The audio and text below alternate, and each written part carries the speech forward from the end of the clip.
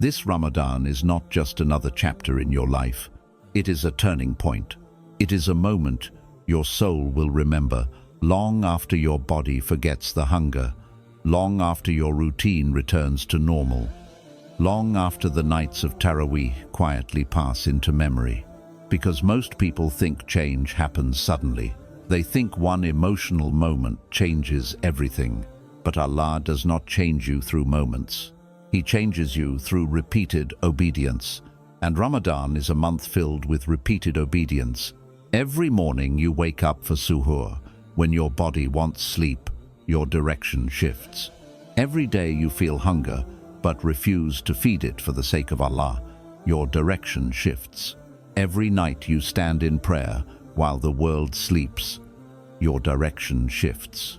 These shifts may feel small. You may not notice them immediately, but they are accumulating. They are building something inside you, because the soul moves in the direction of what it consistently obeys. If it obeys comfort, it moves toward dunya. If it obeys Allah, it moves toward Him. And Ramadan is retraining your soul to move toward Allah again. Allah says, "And those who strive for us, we will surely guide them to our paths." Surah Al-Ankabut 29-69. Notice that Allah mentions striving first, then guidance, because guidance is not given to the passive soul. It is given to the striving soul. Right now, through your fasting, your prayers, your restraint, you are striving, and Allah is guiding. He is redirecting your heart away from distraction, away from heedlessness, away from the version of you that lived without awareness. Ramadan is not just changing your schedule, it is changing your trajectory. And once your soul has tasted the peace of moving toward Allah, it will never fully feel at home moving away from Him again. Ramadan is exposing the version of you that existed when no one was watching. There is a truth about your soul that only Allah fully knows. A truth that was hidden beneath your routines, hidden beneath your distractions, hidden beneath the noise of everyday life. Because for most of the year, you rarely face yourself honestly. Your attention is always occupied. Your mind is always stimulated. Your heart is always being pulled towards something else. You move from one moment to the next without ever being forced to confront what lives inside you. But Ramadan removes those distractions. It removes the constant feeding of the nafs. It removes the comforts that normally protect you from seeing yourself clearly. And suddenly, you begin to notice things. You notice how your mind struggles to stay focused in prayer. You notice how easily your thoughts wander. You notice how your body demands comfort and how impatient it becomes without it. This is not weakness. This is exposure. Ramadan is showing you the reality of your inner state, not to discourage you, but to awaken you, because you cannot purify a heart you refuse to see. You cannot strengthen a soul you refuse to understand. Allah, in His mercy, is allowing you to witness yourself honestly. He is showing you where your attachment to dunya still exists. He is showing you where your discipline is weak. He is showing you where your dependence on Him needs to grow. And this awareness is a gift, because the greatest danger is not weakness. The greatest danger is living your entire life unaware of it. Ramadan removes the illusion. It removes the performance. It reveals who you are in private, when only Allah sees you. And once you see yourself clearly, you are no longer asleep. You are aware. And awareness is the beginning of permanent transformation. Every time you deny your desire for Allah, you are destroying your old identity. Your nafs has spent your entire life training you to obey it instantly. When it feels hunger, you feed it. When it feels tired, you rest it. When it feels desire, you satisfy it. You obey without hesitation, without resistance, without question. And slowly, without realizing it, the nafs becomes your master. It begins to define your habits. It begins to shape your identity. It begins to convince you that you are weak, that you cannot resist. that you are controlled by your urges. But Ramadan exposes the lie, because now, every single day, your nafs demands something, and you refuse. It demands food, and you say no. It demands comfort, and you say no. It demands ease, and you choose obedience instead. This is not a small act. This is a complete reversal of authority. For the first time in a long time, your soul is leading, and your nafs is following. You are proving to yourself that your desires do not control you, that you are capable of restraint, that you are capable of discipline, that you are capable of obedience to Allah even when it is difficult. And this realization changes something deep inside you, because the person who knows they can control their desires is no longer the same person who felt controlled by them. Your confidence in your ability to obey Allah grows. Your trust in your own strength grows. Your identity begins to shift. You are no longer someone who reacts automatically to every urge. You are becoming someone who chooses, someone who resists, someone who submits to Allah consciously. Ramadan is not just suppressing your old identity, it is dismantling it, and in its place, it is building a new one, an identity rooted in obedience, an identity rooted in awareness, an identity rooted in submission to Allah. And once this identity begins to form, it does not disappear when Ramadan ends, because now you know who you are capable of becoming. Ramadan is detaching your heart from the world and reattaching it to Allah. Your heart was never meant to depend on this world, but slowly, without you realizing it, it began to, not in one moment, but in small moments repeated over time. You began to depend on food for comfort. You began to depend on distraction to escape your thoughts. You began to depend on routines that kept your heart busy, but not necessarily connected to Allah. And the more your heart depended on these things, the less it depended on Him. Not because you stopped believing, but because you stopped feeling your need for Him. This is how attachment forms, quietly, gradually, until the heart begins to feel more familiar with creation than with its creator. But Ramadan interrupts this attachment. It removes what your heart became used to leaning on. For long hours, there is no food. There is no constant comfort. There is no immediate satisfaction.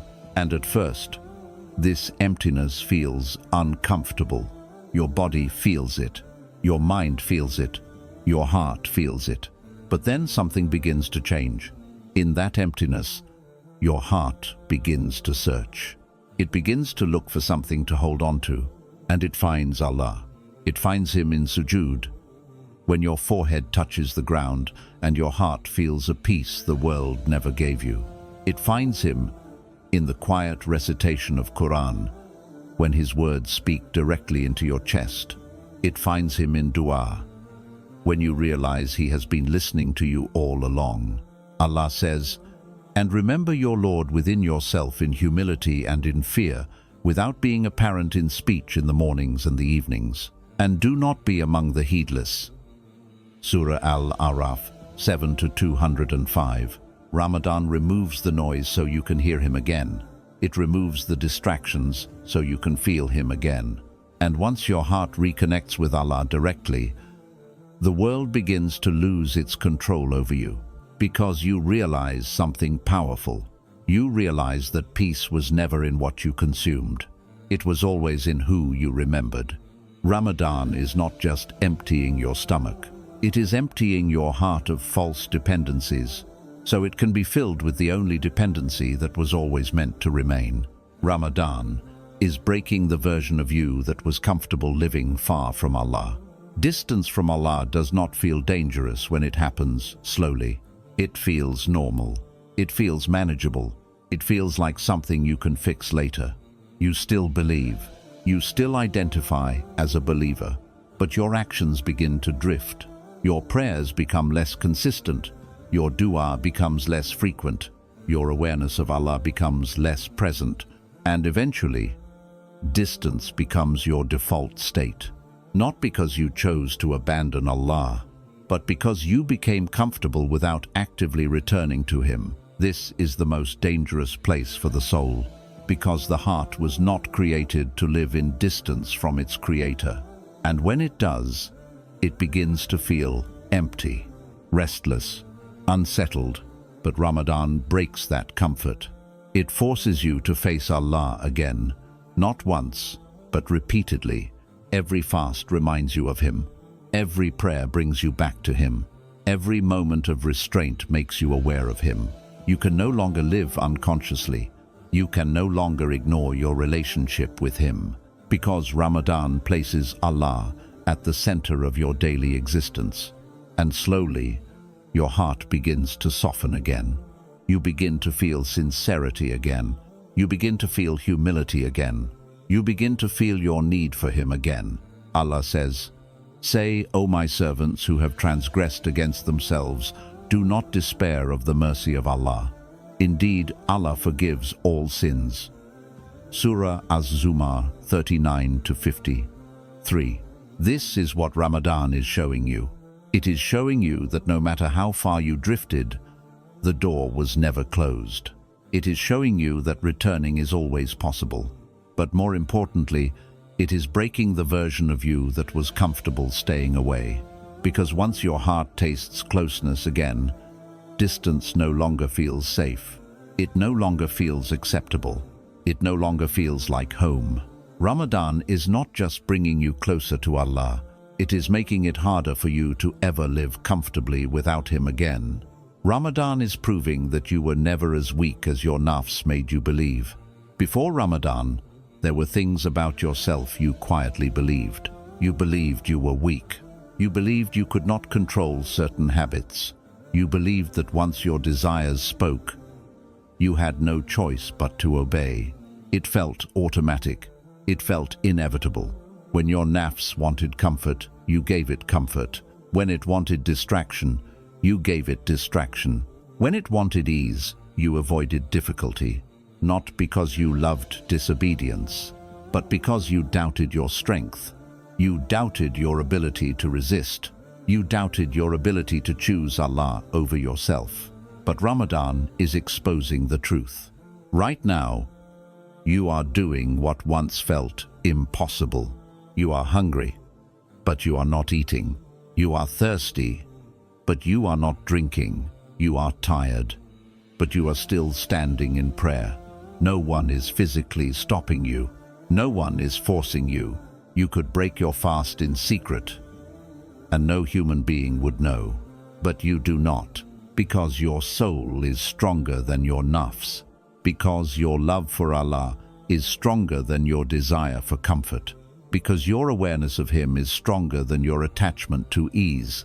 And this realization is life-changing, because your nafs built its control over you through one lie, the lie that you could not resist, the lie that you were its prisoner, the lie that obedience was too difficult for you. But Ramadan destroys that lie.